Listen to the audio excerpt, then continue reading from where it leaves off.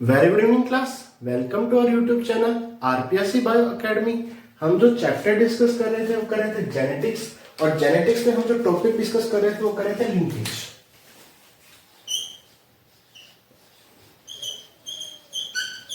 Linkage हम जानते हैं कि लिंकेज की खोज किसने की? टीएच मॉर्गन ने।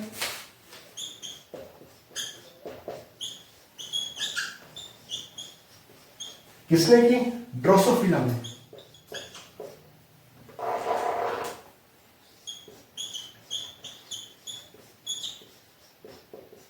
ड्रोसोफिला में टीएच मॉर्गन का एक स्टूडेंट था। टीएच मॉर्गन का एक स्टूडेंट था जिसका नाम था अल्फ्रेड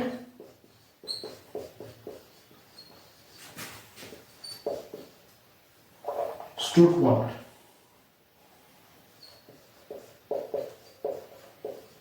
अल्फ्रेड स्टुटवर्ट। जब अल्फ्रेड स्टुटवर्ट स्टडी कर रहा था तो इसने बेसिकली क्या किया? जीन की फ्रीक्वेंसी कैलकुलेट की। जीन की फ्रीक्वेंसी कैलकुलेट करके, जो हमने पिछले चैप्टर में फ्रीक्वेंसी भी देखी थी, फ्रीक्वेंसी कैलकुलेट करके जीन की लोकेशन को कैलकुलेट करने का प्रयास किया। जीन की एग्जैक्ट लोकेशन को डिस्कवर करने का प्रयास किया, और वहां से इसने जीन के मैप को बनाया। जीन के मैप को, जीन की मैपिंग की कि कौन सा जीन किस जगह उपस्थित है।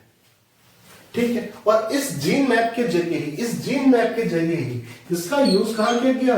ह्यूमन जीनोम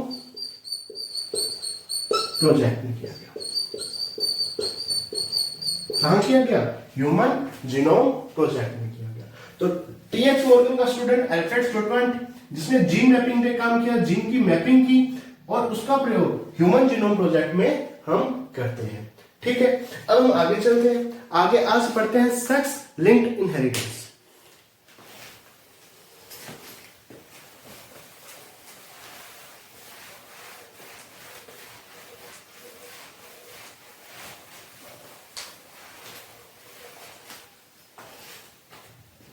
आज टॉपिक क्या है? Sex linked inheritance.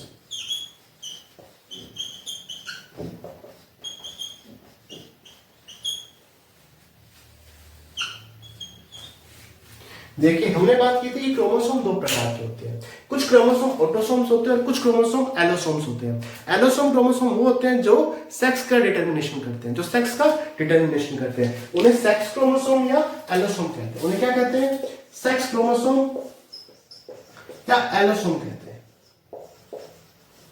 जो सेक्स क्रोमोसोम्स है, जैसे एक्स क्रोमोसोम और वाई क्रोमोसोम, उस पर यदि कोई जीन पाई जाए, क्या पाई जाए? जीन पाई जाए, और वो जीन सोमेटिक कैरेक्टर का,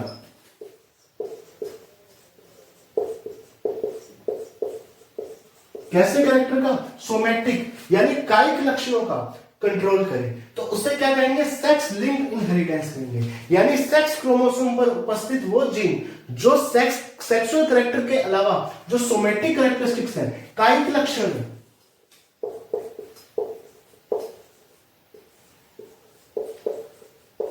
उनको कंट्रोल करती है। कायिक लक्षणों को क्या करती है? कंट्रोल करती है। उन्हें क्या कहते हैं? उन्हें कहते हैं सेक्स लिंक्ड इनहेरिटेंस। इसकी स्टडी को क्या कहते हैं? Sex linked inheritance. और इन कैरेक्टर को क्या कहते हैं? Sex linked character. Sex linked character, sex linked character कहते हैं। और इसको, इस स्टडी को क्या कहते हैं? सेक्स लिंक्ड इनहेरिटेंस कहते हैं। इसे एग्जांपल द्वारा समझते हैं।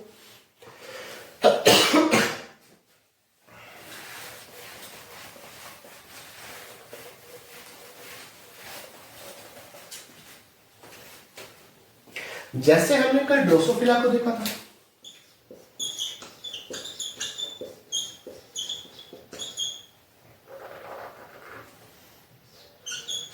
ड्रोसोफिला को देखा था। ड्रोसोफिला में हमने किसको देखा था? एक तो आई कलर को,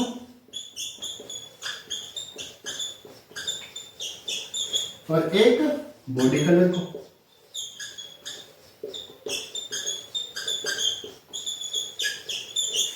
हमने किसको देखा था ड्रोसोफिला में?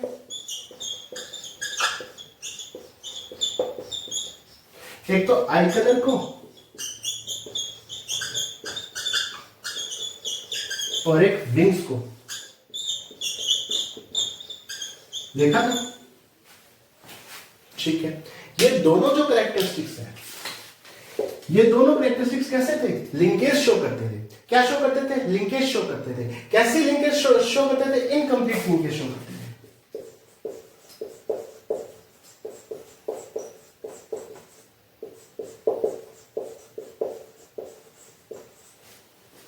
ये दोनों कैरेक्टर कैसे लिंकेज शो करते थे? इनकम्प्लीट लिंकेज शो करते थे।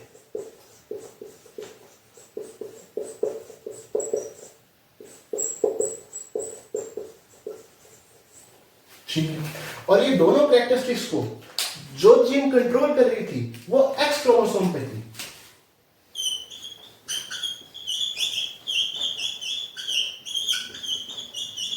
इन दोनों जीन को, इन दोनों कैरेक्टरिस्टिक्स को जो जीन कंट्रोल कर रही थी वो किस क्रोमोसोम पे थी? एक्स क्रोमोसोम पे थी। तो सेक्स क्रोमोसोम पर उपस्थित वो जीन जो सोमैटिक कैरेक्टरिस्टिक्स को कंट्रोल करती है वो क्या कहलाती है? वो कहलाती है सेक्स लिंक्ड जीन कहलाती है, और इसकी स्टडी को क्या कहते हैं? सेक्स लिंक्ड इनहेरिटेंस कहते हैं। तो ये दोनों किसके एग्जांपल है? सेक्स लिंक्ड इनहेरिटेंस के एग्जांपल है।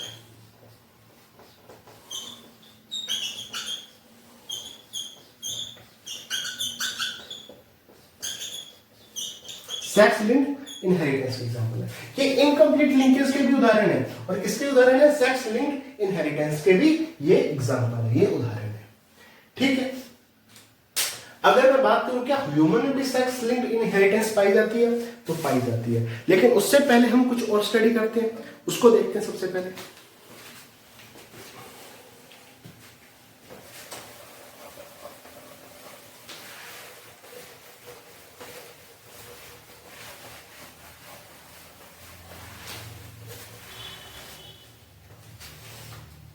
हम देखते हैं criss cross inheritance.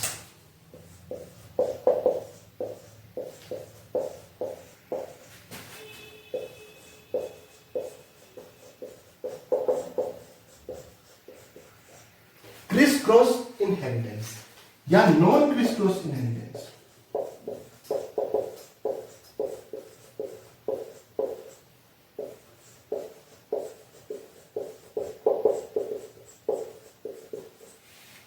Criss cross inheritance या नॉन क्रिस क्रॉस इनहेरिटेंस। सबसे पहले क्रिस क्रॉस इनहेरिटेंस क्या होती है? ठीक है, ये भी दो तरह की है, डाइजेनिक या इसे डाइगैनिक भी कहते हैं, डाइएंड्रिक, डाइएंड्रिक। देखिए, डाइगैनिक इनहेरिटेंस क्या है? जब कोई फादर है, क्या है? फादर है, फादर से कोई जीन या कोई कैरेक्टरिस्टिक्स किसमें जाए? डॉटर में जाए। किसमें जाए? डॉटर में जाए, और डॉटर से किसमें जाए? ग्रैंडसन में जाए।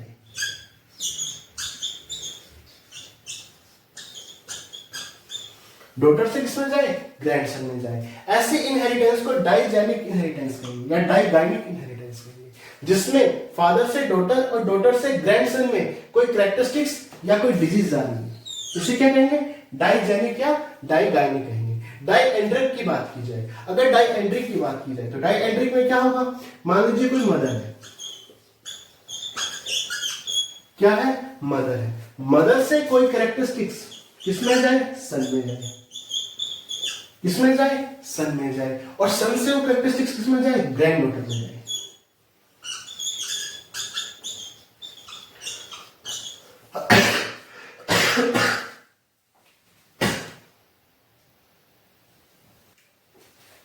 ग्रैंड डॉटर में जाए। ग्रैंड डॉटर में जाए। ठीक है, जब मेल से फीमेल और फीमेल से वापस मेल, या फीमेल से मेल या मेल से फीमेल में कोई कैरेक्टरिस्टिक्स जाता है, तो इस तरह की इनहेरिटेंस क्रिस क्रॉस इनहेरिटेंस कहलाती है। क्या कहलाती है? क्रिस क्रॉस इनहेरिटेंस कहलाती है। जब कोई कैरेक्टरिस्टिक्स या कोई डिजीज मेल से फीमेल में जाए, फीमेल से वापस मेल में जाए, या फीमेल से मेल में जाए, मेल से वापस फीमेल में जाए। ऐसे इनहेरिटेंस क्या कहलाती है? क्रिस क्रॉस इनहेरिटेंस कहलाती है। नॉन क्रिस क्रॉस इनहेरिटेंस में क्या होता है कि ये भी बेसिकली दो प्रकार की है।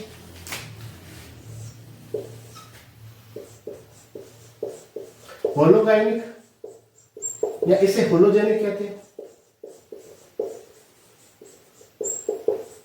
होलोएंड्रिक,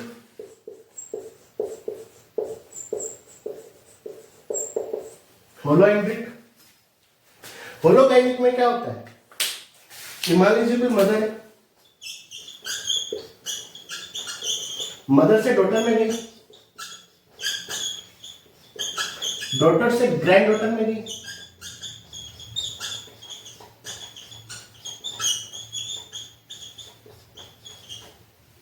ठीक है। होलोएंड्रिक में क्या होगा कि कोई डिजीज मान लीजिए फादर में, किसमें है? फादर में है, फादर से किसमें गई? सन में गई, सन से किसमें गई? ग्रैंडसन में गई।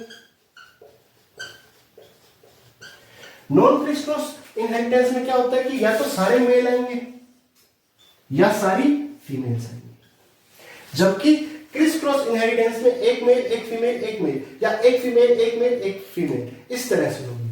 तो ये हो गया क्रिस क्रॉस इनहेरिटेंस और नॉन क्रिस क्रॉस इनहेरिटेंस। अब आगे चलते हैं।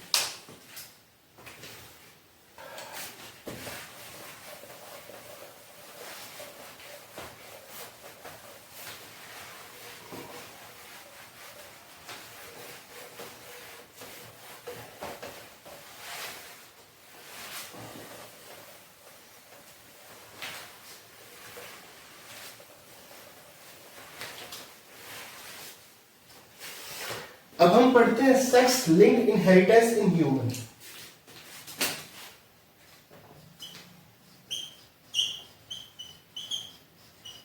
Sex linked inheritance in human, ठीक है। देखिए ह्यूमन में सेक्स लिंक्ड इनहेरिटेंस दो प्रकार की होगी। एक होगी एक्स क्रोमोसोम पे एक्स लिंक्ड, और एक होगी वाई लिंक्ड। कुछ ऐसे जीन होते हैं जो एक्स क्रोमोसोम पर उपस्थित होते हैं, और वो एक्स क्रोमोसोम पर उपस्थित होकर सोमेटिक कैरेक्टरिस्टिक्स का निर्धारण करते हैं, सोमेटिक कैरेक्टरिस्टिक्स को कंट्रोल करते हैं, तो वो आएंगे एक्स लिंक्ड में। कुछ वाई क्रोमोसोम पर कुछ ऐसे जीन होते हैं जो किसको कंट्रोल करते हैं? सोमेटिक कैरेक्टरिस्टिक्स को, तो वो वाई लिंक्ड जीन में आएंगे। तो ये एक्स क्रोमोसोम पर उपस्थित है। ऐसे जीन जो सोमेटिक कैरेक्टरिस्टिक्स का निर्धारण करें, ये वाई क्रोमोसोम पर उपस्थित वो जीन जो सोमेटिक कैरेक्टरिस्टिक्स का निर्धारण करे। एक्स लिंक्ड का एग्जाम्पल क्या है? कलर ब्लाइंडनेस,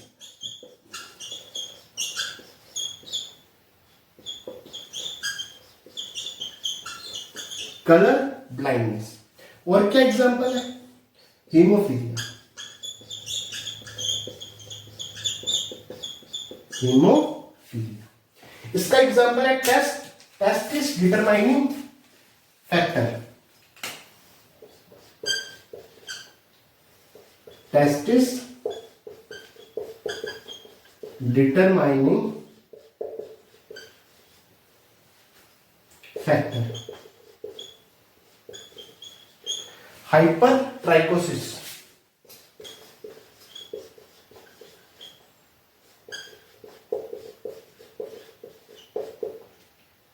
ट्राइकोसिस, ठीक, ये एग्जांपल है। तो एक एक करके हम इनको पढ़ते हैं। सबसे पहले पढ़ते हैं कलर ब्लाइंडनेस को, फिर हीमोफीलिया को।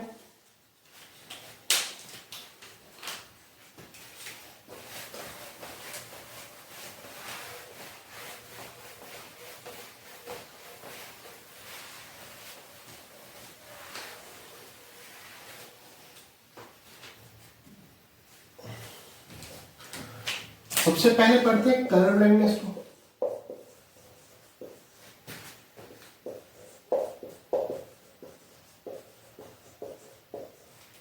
कलर ब्लाइंडनेस को वर्णनता कहते हैं।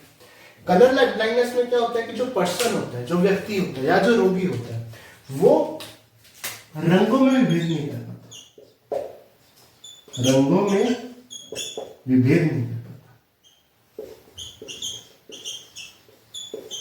रंगों में विभेद नहीं कर पाता।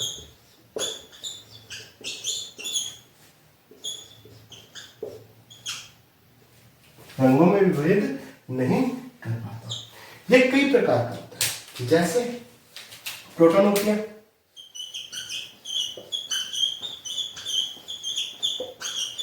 ड्यूटेरोनोपिया,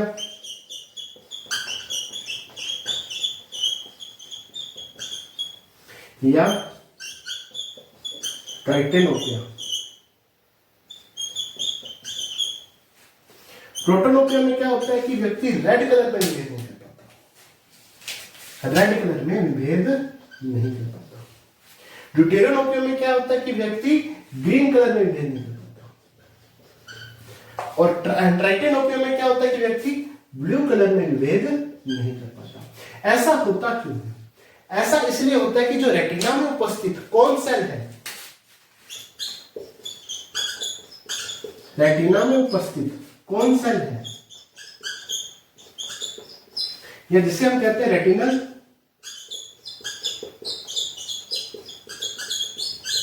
कोन्स, ठीक है। रेटिनल कोन्स का फॉर्मेशन नहीं हो पाता, रेटिनल कोन्स का फॉर्मेशन नहीं हो पाता, रेटिनल कोन्स डैमेज हो जाती है, रेटिनल कोन्स में प्रॉब्लम आ जाती है, जिस कारण से ये डिजीज कलर ब्लाइंडनेस पैदा होती है। यहाँ पे रंगों में विभेद नहीं हो पाता क्योंकि जो रेटिना की कौन सेल है उनका अच्छे रूप से उसका विकास नहीं हो पाता। इसलिए कई प्रकार का प्रोटोनोपिया, ड्यूटेरोनोपिया और ट्राइटेनोपिया। प्रोटोनोपिया में रेड कलर में विभेद नहीं कर सकता, ड्यूटेरोनोपिया में ग्रीन कलर में विभेद नहीं कर सकता, और ट्राइटेनोपिया में ब्लू कलर में विभेद नहीं कर सकता। अब आगे चलते हैं।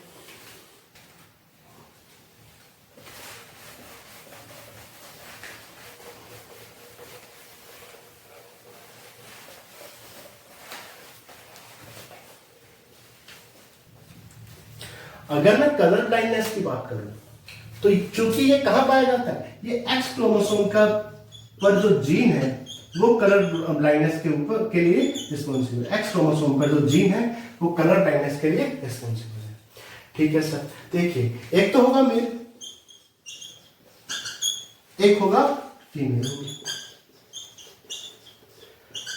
मेल में क्या होगा, एक्स वाई होगा या एक्स सी वाई होगा। फीमेल कैसी होगी, या तो एक्स एक्स होगी या एक्स एक्स सी होगी या दोनों एक्स पे सी आएगा, ठीक है। ये मेल होगा नॉर्मल में, नॉर्मल में आएगा। ये मेल कैसा आएगा, colour blind.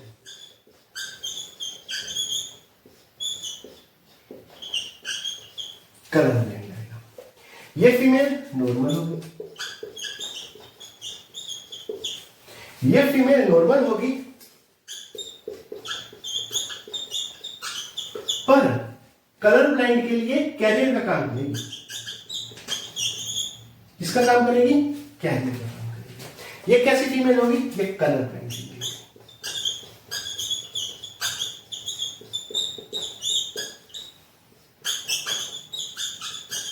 Colour blind female होगी, ठीक है। अगर कलर ब्लाइंडनेस की बात की जाए तो कलर ब्लाइंडनेस की खोज हॉर्नर नामक साइंटिस्ट ने की थी। हॉर्नर नामक वैज्ञानिक ने कलर ब्लाइंडनेस की खोज की थी, ठीक है। अब इसे थोड़ा सा और डिटेल में देखते हैं।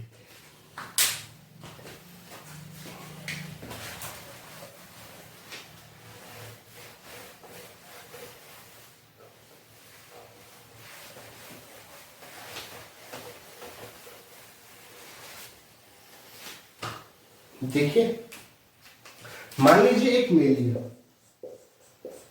और एक फीमेल। मेल या नॉर्मल और फीमेल ये कलर ब्लाइंड।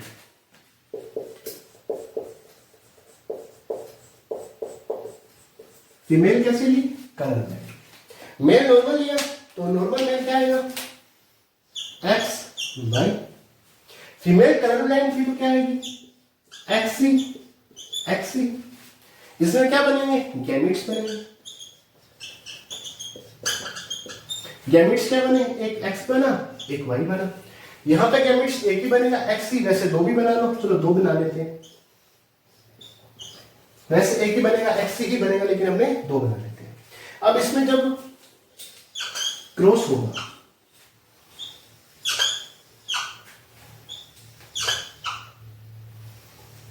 इस तरह से, तो यहां क्या बनेगा, एक्स एक्सी। यहां क्या बनेगा, एक्स एक्सी। यहां क्या बनेगा, एक्सी वाई, एक्सी वाई। यही बनेगा, बिल्कुल। ये कैसी होगी, ये नॉर्मल बट कैरियर होगी। कैसी होगी, नॉर्मल होगी पर कैसी होगी, कैरियर होगी। कैरियर का मतलब खुद तो नॉर्मल है, लेकिन आगे ये किसी को कोज कर सकती है, क्योंकि एक्स सी है इसके पास, आगे किसी को कोज कर सकती है। ये भी नॉर्मल होगी पर कैसी होगी, कैरियर होगी। ये कलर ब्लाइंड होगा, ये भी कलर ब्लाइंड होगा। तो 50% चांस है नॉर्मल फीमेल के और 50% चांस है कलर ब्लाइंड में। ठीक है, इस तरह से हम इसको क्रॉस के रूप में कर सकते हैं। वो क्वेश्चन देते तो भी इसका आंसर ऐसे निकाल सकते हैं। अब इसमें दो चीजें देखिए, हमने फीमेल कलर ब्लाइंड ली थी। फीमेल कैसी ली थी, कलर ब्लाइंड, और मेल कैसे हो गए, कलर ब्लाइंड। जब कोई करेक्टर या डिजीज फीमेल से मेल में जाती है, इसे क्रिस क्रॉस इनहेरिटेंस कहते हैं। अभी पढ़ा है।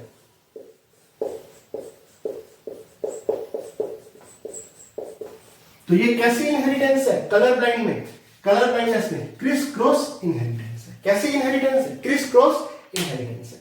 अब एक चीज और देखिए, यहां देखिए एक्स एक्सी कैसी है, नॉर्मल है। क्यों नॉर्मल है, ये तो हेट्रोजाइगस अवस्था है ना, और हेट्रोजाइगस अवस्था में जो चीज डोमिनेंट होगी वही अपना प्रभाव शो करेगी। डोमिनेंट एक्स है ना कि एक्स सी, डोमिनेंट एक्स है ना कि एक्स सी। एक्स सी कैसा है, रिसेसिव है, क्योंकि यहां पर हेट्रोजाइगस अवस्था में नॉर्मल अगर पैदा हो रहा है तो इसका मतलब एक्स नॉर्मल है और वो क्या है, डोमिनेंट है। क्या है, डोमिनेंट है। तो ये जो डिजीज है, ये कैसी डिजीज है, ये रिसेसिव डिजीज है, रिसेसिव सेक्स लिंक्ड डिजीज है। इसकी इनहेरिटेंस कैसी है, क्रिस क्रॉस इनहेरिटेंस है। डिजीज कैसी है, रिसेसिव सेक्स लिंक्ड डिजीज है। ये दोनों चीजें याद रखना। तो ये हो गया कलर ब्लाइंडनेस। अब अगली थी हीमोफीलिया। अब हीमोफीलिया को देखते हैं।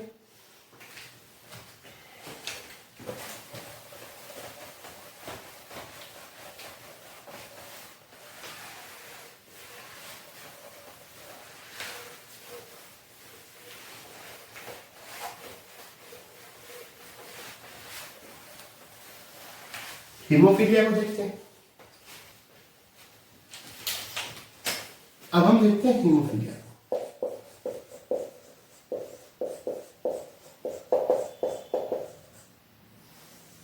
हीमोफीलिया की बात की जाए तो यहां क्या होता है, इस डिजीज में ब्लड का क्लॉट नहीं जमता।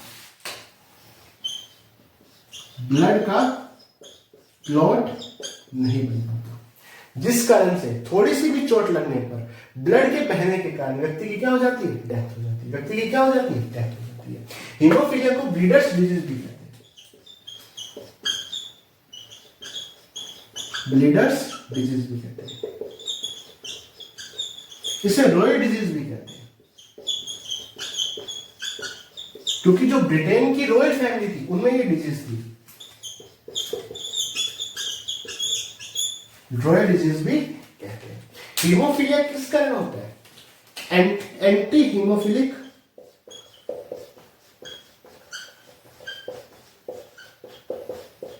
फैक्टर 8, एंटी हीमोफिलिक फैक्टर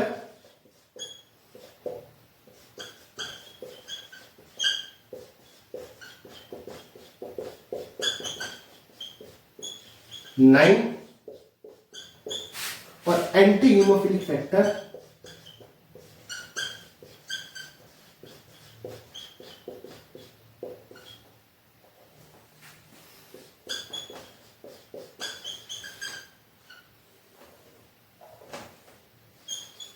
11 की कमी के कारण। ठीक है, जब एंटी हीमोफिलिक फैक्टर 8 एब्सेंट है तो होगा हीमोफिलिया ए।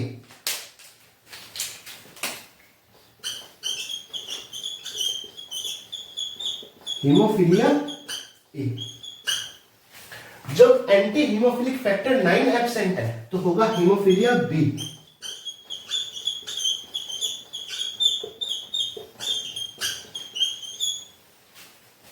और जब एंटी हीमोफिलिक फैक्टर 11 एब्सेंट है तो होगा हीमोफिलिया सी।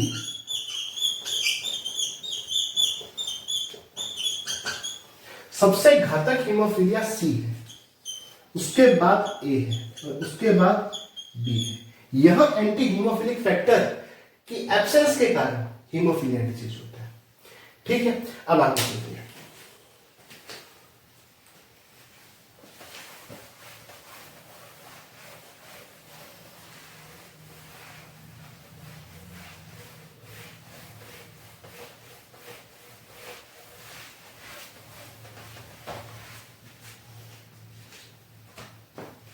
हीमोफिलिया की खोज किसने की थी? जॉन ऑटो ने की थी। किसने की थी? जॉन ऑटो ने की थी। ये किस पे डिपेंडेंट है? एक्स लिंक पे डिपेंडेंट है, एक्स क्रोमोसोम पे लिंक है, तो एक्स लिंक्ड इनहेरिटेंस। ठीक है, यहां पे भी मेल पाया जाएगा और क्या पाई जाएगी? फीमेल पाई जाएगी। फीमेल पाई जाएगी। जो मेल पाया जाएगा वो कैसा होगा?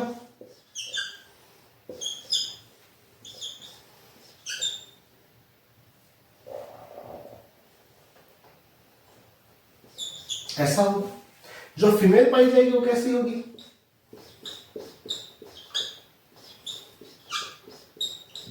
ऐसी होगी।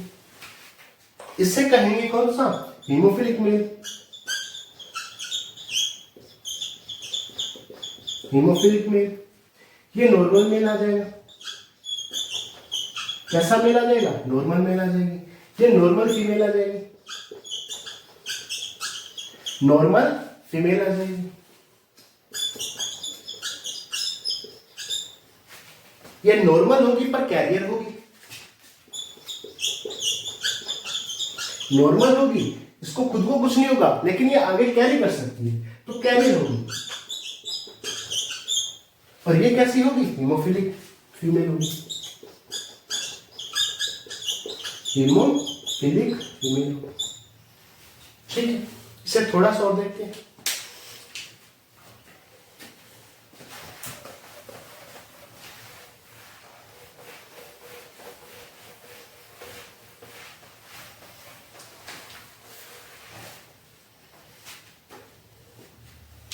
मान लीजिए मैं एक मेल लेता हूं। मेल कैसा? Normal male. और एक कैरियर फीमेल लेता हूं।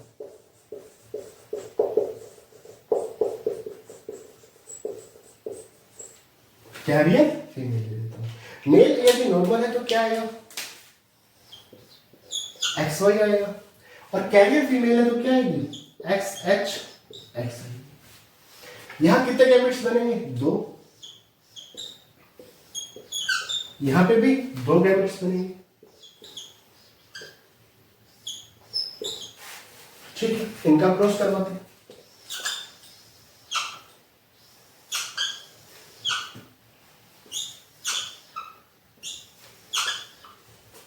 ठीक है, यहां बनेगा X XX। ठीक है, यहां बनेगा X X, यहां बनेगा XX Y और यहां बनेगी XY। यही बनेगा। ये कैसी आएगी? कैरियर आएगी। कैरियर फीमेल आएगी। ये नॉर्मल फीमेल आएगी।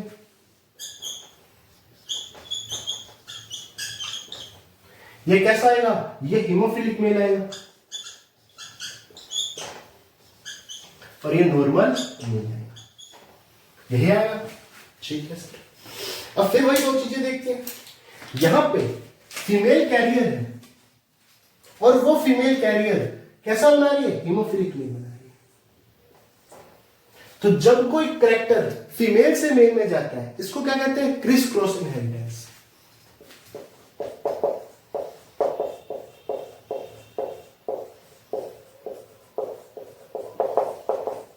तो ये कैसी इनहेरिटेंस शो कर रही है, क्रिस क्रॉस इनहेरिटेंस शो कर रही है।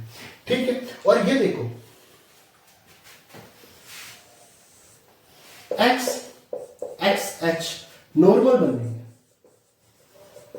अगर ये नॉर्मल बन रही है, इसका मतलब एक्स क्या है, डोमिनेंट है, और एक्स एच क्या है, रिसेसिव है। तो ये कैसी डिजीज है, ये रिसेसिव डिजीज है।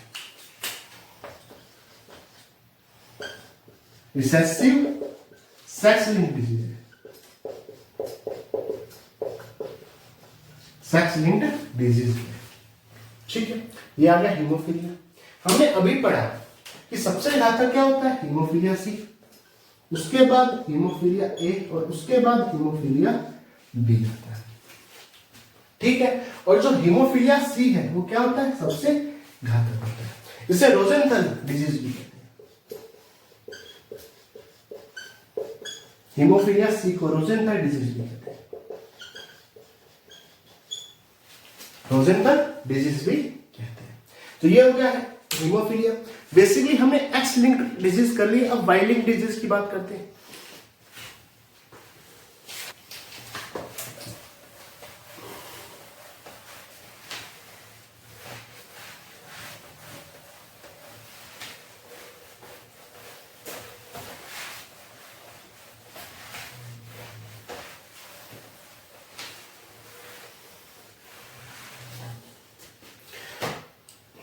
अब हम पढ़ते हैं वाई लिंक्ड इनहेरिटेंस।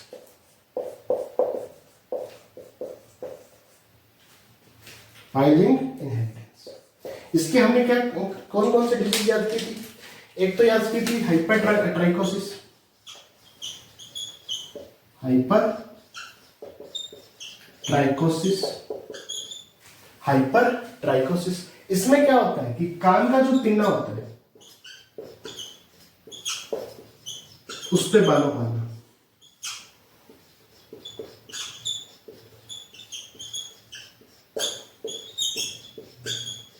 कान के पिन्ना के ऊपर बालों का आना। एक हमने पढ़ा था इसमें टेस्टिस,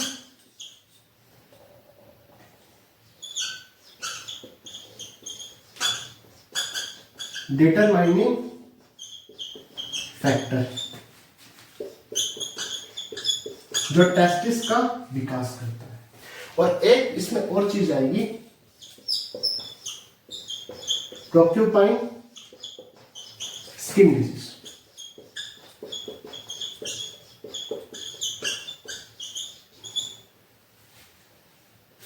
प्रोक्यूपाइन स्किन डिजीज। ठीक है। ये तीनों चीजें वाई क्रोमोसोम जो है उस पे जो जीन है उससे कंट्रोल होती है। और तीनों चीजें कैसी हैं, सोमैटिक है। तीनों चीजें कैसी हैं, सोमैटिक है। टेस्टिस डिटरमाइनिंग फैक्टर भी क्या है, सोमैटिक ही तो है, सोमैटिक कैरेक्टरिस्टिक्स को शो कर रहा है। प्रोक्यूपाइन स्किन डिजीज, जिसपे स्किन की डिजीज है, और यहाँ पे क्या है, कान के पिन्ने में बालों का आना है, वो भी क्या है, सोमैटिक ही तो है। तो ये वाई क्रोमोसोम पर उपस्थित वो कैरेक्टरिस्टिक्स है जो कैसे हैं, सोमैटिक है। हम जानते हैं कि वाई क्रोमोसोम का कैसे जाएगा, फादर से सन में जाएगा और सन से ग्रैंडसन में जाएगा। ठीक है। ये कैसी कहलाती है, नॉन क्रिस क्रॉस इनहेरिटेंस कहलाती है।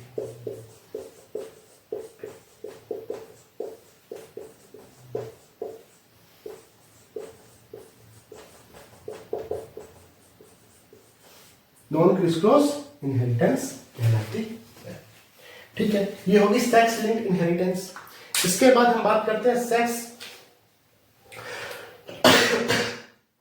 सेक्स लिमिटेड कैरेक्टरिस्टिक्स के बारे में। सेक्स लिमिटेड कैरेक्टरिस्टिक्स के बारे में।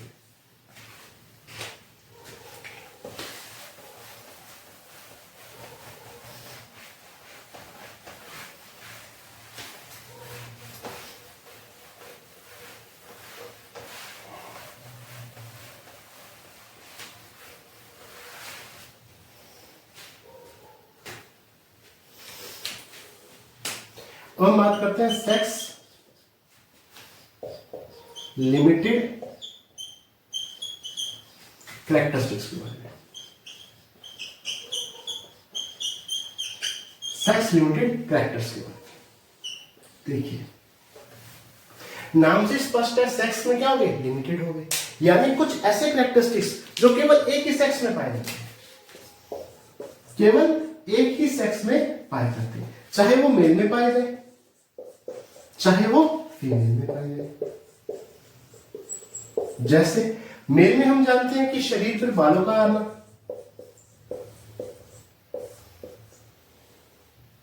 शरीर पर बालों का आना, अधिकरण,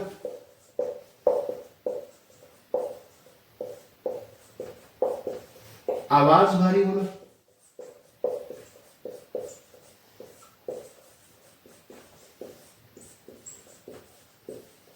आवाज का भारी होना, शरीर पर बालों का आना, आवाज भारी होना, दाढ़ी मूंछ का आना।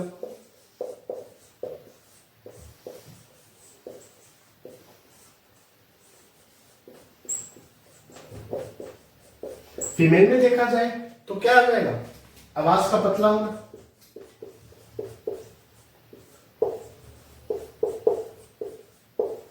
आवाज का पतला होना। और कौन कौन से कैरेक्टरिस्टिक्स है, ओवरी का निर्माण, अंडाशय का निर्माण,